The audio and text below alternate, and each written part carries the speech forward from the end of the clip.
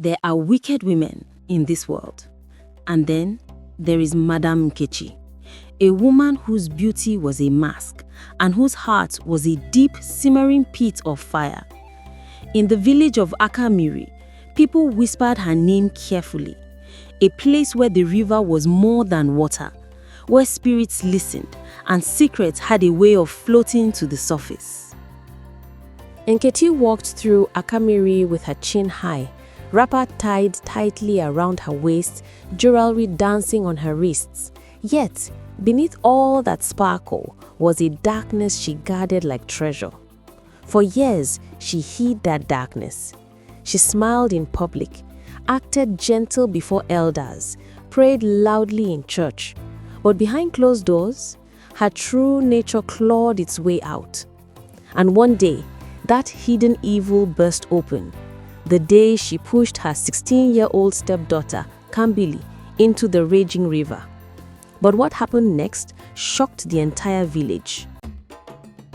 Welcome, dear hearts, to Bellenicolestories, where every tale carries a hidden lesson.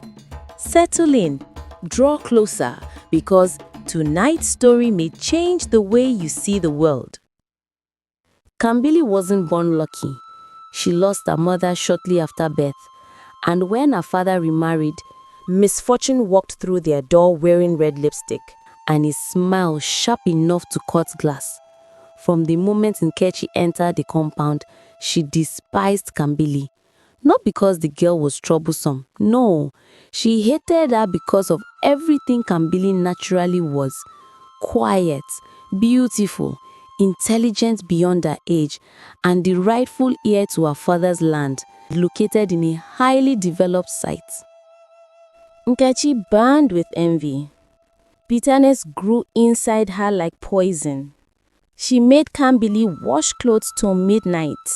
She fed her scraps, cold leftovers she wouldn't give to a stray dog. She forbade her from going to school, telling her, education is wasted on a girl with no future. And whenever Kambili cried, Nkechi would laugh softly. Tears don't move me, girl. Money does. Kambili learned to cry silently. She learned to endure. She learned to survive. But nothing prepared her for what was coming. One night, Kambili overheard her stepmother speaking to a strange man. His face was hidden, but his voice was sharp. "Are you sure the land is in the girl's name?" he asked. Nkechi hissed angrily. "As long as she's alive, I own nothing. Do you get it? Nothing." Kambili froze. Her heart stopped. Her stepmother wasn't just wicked, she was desperate. And desperation is the mother of evil. The next morning, Nkechi's voice softened unusually. Her voice floated through the compound, sweet, gentle, almost inviting. "Kambili, my daughter," she called, smiling in a way that made the girl's skin prickle. "Come with me, my darling. Let's fetch water from the big river. I want us to talk, woman to woman." Kambili hesitated, but refusing would expose that she knew something, so she followed. The path to the river was too quiet, too calm. Even the birds refused to sing. Kambili's stomach tightened with every step. Something was coming, something terrible. The river that day roared like a wounded lion. Waves slapped against the rocks violently, as if warning them away. Nkechi stood behind her, too close. "Kambili," she whispered, voice thick with false sorrow. "your father trusted me." Kambili swallowed hard. I know. And he would still trust me, if he were alive. Before Kambili could turn, Nkechi shoved her with all her strength. Kambili's scream vanished inside the thunder of water. She hit the river with a brutal splash. The current sucked her under immediately. Everything went dark. Kambili fought desperately, arms thrashing, feet kicking, mind begging. But the river was wild, cold, merciless. It dragged her down into its freezing depths. Her strength faded. Her mind drifted. Inside herself, she whispered, God, please let me surface. Just as her consciousness faded, her hand struck something solid, something warm. A hand. It wrapped around her wrist, pulling, dragging, fighting the river for her. Kambili burst through the surface with a gasp and found herself staring up at an old woman no one in the village had ever seen before. Her hair was white like river foam, her eyes glowing in a way that didn't feel human. Kambili, the woman said, as if she already knew her name.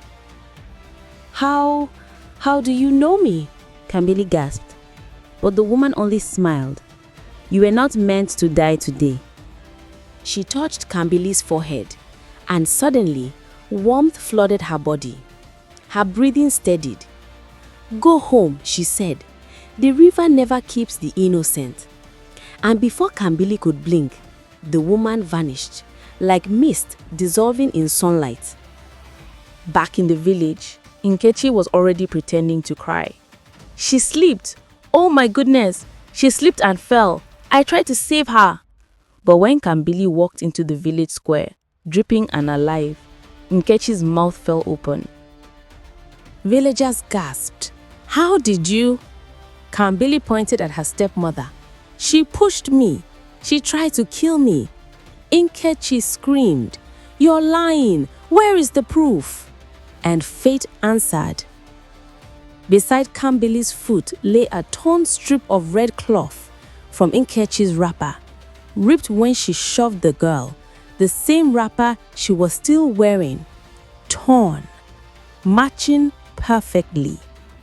The villagers erupted with anger.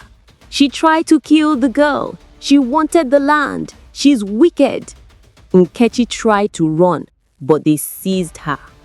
The elders gathered, and Madam Nkechi was dragged back to the same river she tried to use as a murder weapon.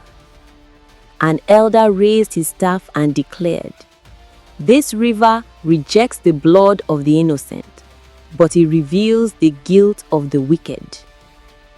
As Nkechi screamed, suddenly a wave rose, higher than any wave that morning, and crashed violently at her feet. The villagers murmured in fear. Judgment was delivered.